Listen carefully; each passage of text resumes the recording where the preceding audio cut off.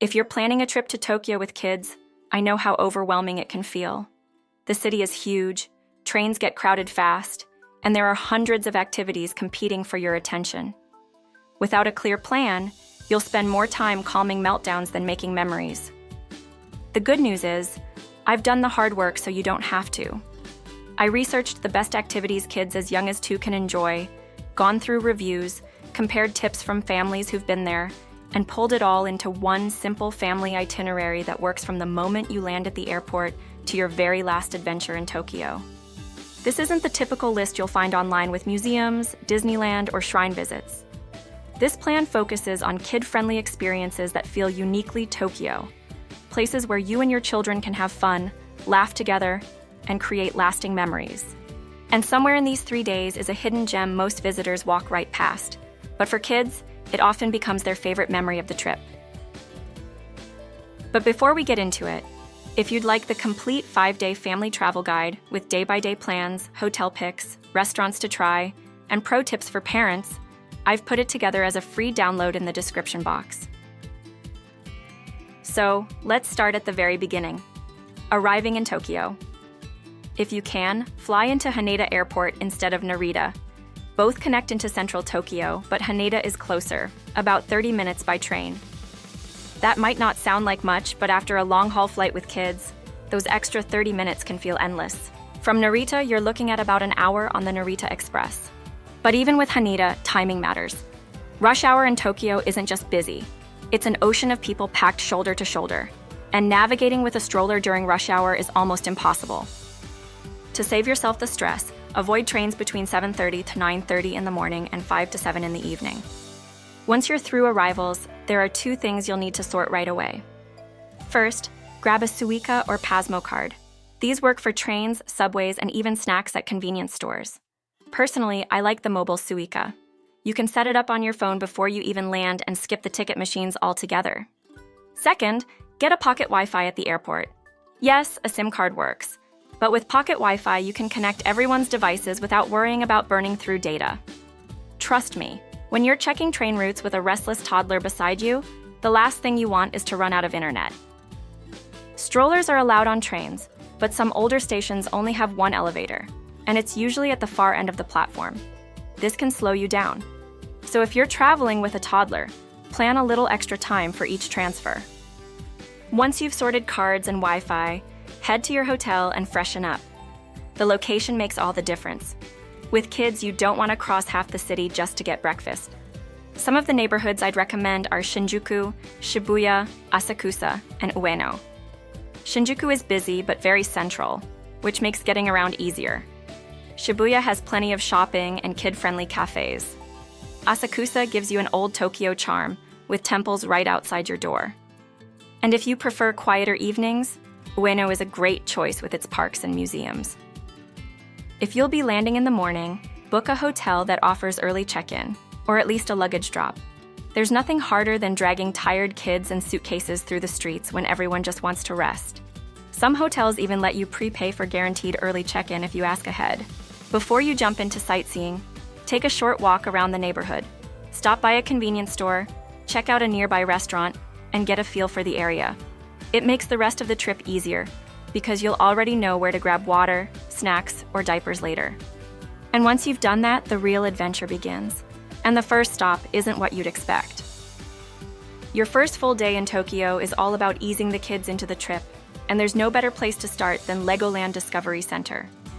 Think of it as a giant indoor playground built out of millions of Lego bricks, but designed in a way that parents can breathe while kids dive into their own little adventures. Inside, there are 11 different attractions, each one built to spark a child's imagination. The one that grabs attention right away is Miniland. This is Tokyo's skyline recreated with over 1.5 million bricks. Then there's Kingdom Quest, Lego Factory Tour, a 4D cinema with wind and water effects, a Duplo village for toddlers, a Ninjago adventure course, creative workshops, city builder, and Lego racers. Each one speaks to kids differently depending on their age and what excites them most. As a parent, you'll notice the thoughtful touches right away. The entire space is stroller-friendly, with elevators where you actually need them. There are family restrooms and baby changing facilities that are easy to reach. Now here's something important to know. Legoland Discovery Center is strictly a kid-first zone. Adults can't enter on their own. You must have children with you to get in. And when it comes to tickets, you've got options. The standard single-entry ticket is the simplest. But if you're planning repeat visits, they offer annual passes that come in two: the Premium Pass and the Light Pass. Another choice to consider is the multi-attraction ticket, which bundles Legoland with Madame Tussauds Tokyo. Tickets are available directly on their website, but platforms like Klook often have better discounts, so it's worth checking. Getting there is simple. If you're taking the train, it's just a 2-minute walk from Odaiba Kaihin Koen Station on the Yurikamomi line, or about 5 minutes from Tokyo Teleport Station on the Rinkai line. If you're driving, there's parking in Dex Tokyo Beach Island Mall, which connects directly. Opening times change slightly day by day, but usually they open by 9:30 a.m. and close around 6 or 7 p.m. A late morning visit works best. The crowds are lighter, and you can keep the visit to a comfortable 3 hours before energy starts to dip. Plan to spend about 3 hours here. That's the sweet spot. Enough time for kids to explore without tipping into exhaustion. It makes for the perfect half-day activity, especially at the start of your trip while everyone's still adjusting. Honestly, after 3 hours here, you'll probably be ready for a coffee refill, but your kids will still be begging for just one more round. That's when you know it worked. A day that feels like play for them, but organized and stress-free for you. The only question is, once Legoland is done, how do you keep the magic going without slipping into the usual tourist traps? That's where day 2 comes in. After a high-energy first day at Legoland, day 2 slows the pace just a little, but not in a boring way. This is where you introduce your kids to something that feels magical, futuristic, and still totally family-friendly: the digital art exhibitions by TeamLab. You've got 2 main choices in Tokyo: TeamLab Planets in Toyosu, or TeamLab Borderless in Azabudai Hills. Both are immersive, interactive, and unlike anything your kids have ever seen. Which one you pick depends a bit on their ages and your logistics. At TeamLab Planets, you'll walk barefoot through glowing rooms where floors ripple like water, walls bloom into gardens, and mirrors stretch space in every direction. There's even a massive garden made of living flowers that shift as you move through them. Kids love the sensory side. It's not just about looking, it's about walking, splashing, feeling. Because of the water elements, what you wear matters. Bring pants you can roll up or shorts to your knees, and avoid skirts since mirrored floors can make things awkward. If you go here, save the water room for the end. It's the only part where you might get wet, and it's harder to dry off once you've moved on. Meanwhile, TeamLab Borderless is completely indoors and much more central. It's located in Azabudai Hills, just a short walk from Kamiyacho Station on the Hibiya line or Roppongi Ichomi Station on the Namboku line. The big difference? No water play, no shoe removal, and it's stroller logistics friendly. You'll still need to park strollers in lockers, but the staff handle that smoothly. This version is more accessible with toddlers because it doesn't require the same level of physical movement, and yet it's just as immersive. The spaces flow together with no map, which is part of the fun. Kids wander into a room full of glowing bubbles, then crystals hanging like falling rain, then mist walls that turn into ghostly projections. One of the most popular rooms is the aquarium, where they draw a sea creature, hand it in, and seconds later it's swimming across the walls. For toddlers, it feels like magic. For school-age kids, it's creative play. For older ones, it's the perfect wow moment for their phones. So which should you choose? Parents who've done both say they're similar, enough that if you're tight on time, one is enough. TeamLab Planets has the unique water element, which older kids love. Borderless has more variety, is calmer logistically, and works better if you're staying central or traveling with little ones. If you're in Tokyo long enough, by all means do both, but don't feel pressured. Either one will deliver. Whichever you pick, you'll want to book early. Tickets sell out weeks in advance, especially on weekends and school holidays.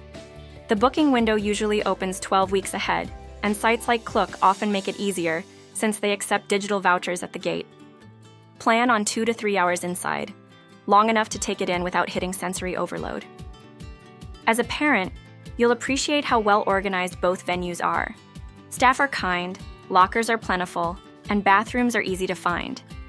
The atmosphere stays surprisingly calm, even with kids running around. At Borderless, You'll even find a cafe where matcha lattes arrive with art projected onto the foam. A fun treat while the kids rest. By the end, you'll probably leave with hundreds of photos and kids begging for one more room. But their fun doesn't end here, because day 3 is one for the books. But before then, you'll notice that this video covers 3 days. But let's be real, 3 days barely scratch the surface of Tokyo.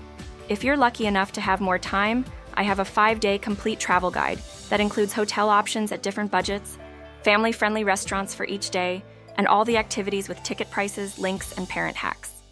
You can download it for free in the description. That way, instead of losing hours on Google, you can just enjoy the trip with your kids with our ready-to-use travel guide. By day 3, you've already given the kids Lego adventures and digital art worlds. So what comes next? Most parents automatically think of Disneyland or Disney Sea. But here's the thing.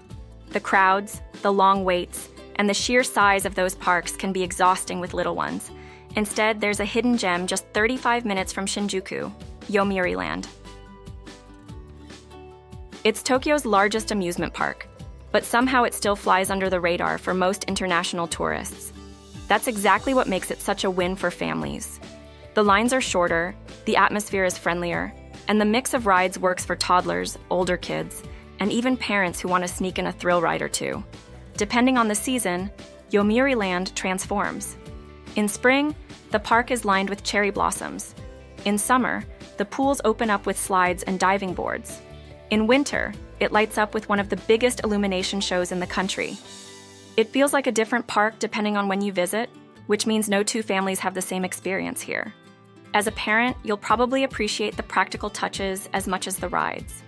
Stroller rentals are available at the entrance for about 500 yen, though numbers are limited, so bring your own if you can. Baby rooms are dotted around the park, and some even have curtained spaces for breastfeeding. If you run out of diapers, you'll find them for sale in the park shops, which is a lifesaver you don't usually get at theme parks. Bathrooms and rest areas are frequent, so you're not trekking across the park every time someone needs a break. And vending machines are everywhere, which makes grabbing a quick cold drink in the summer heat simple. Getting here is straightforward. From Shinjuku, it's around 35 minutes by train, and the most fun way to arrive is by taking the gondola from Keio Yomiuri Land Station up the hillside to the park. It's scenic and sets the mood right away. Tickets for the gondola are about 300 yen one way or 500 yen for a round trip. Plan on spending most of the day here. Don't forget to buy tickets in advance on Clucas, they always have discounts. Here's the thing about Yomiuri Land. It isn't overwhelming. Most lines are under 10 minutes, which means more rides and less waiting. And because it's built on a hillside, you get beautiful views across Tokyo, especially from the Ferris wheel at sunset.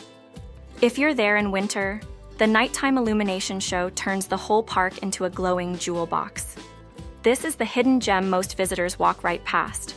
But for kids, it often becomes their favorite memory of the trip, even over Disney. By the end of the day, you'll probably be as tired as the kids, but in that good way. It may not have the same global name recognition as Disney, but that's its strength. It's big enough to keep everyone busy, yet relaxed enough that you don't leave feeling like you ran a marathon. This is exactly how you should spend 3 days in Tokyo. And if I'm being honest, 3 days aren't nearly enough to explore all the little corners of Tokyo your kids would love. If you'd like me to make a part 2 of this guide, covering day 4, 5, plus a bonus activity, just drop a comment below with the word part 2 and I'll put it together next. But if you don't want to wait, I've already built a 5-day itinerary with the best hotels, restaurants, daily activities with ticket links, and parent hacks. You can download it for free in the description. Trust me, you won't even need Google after that. And if this guide helped you feel more prepared, go ahead and subscribe, like, and share it with another parent planning to visit Tokyo.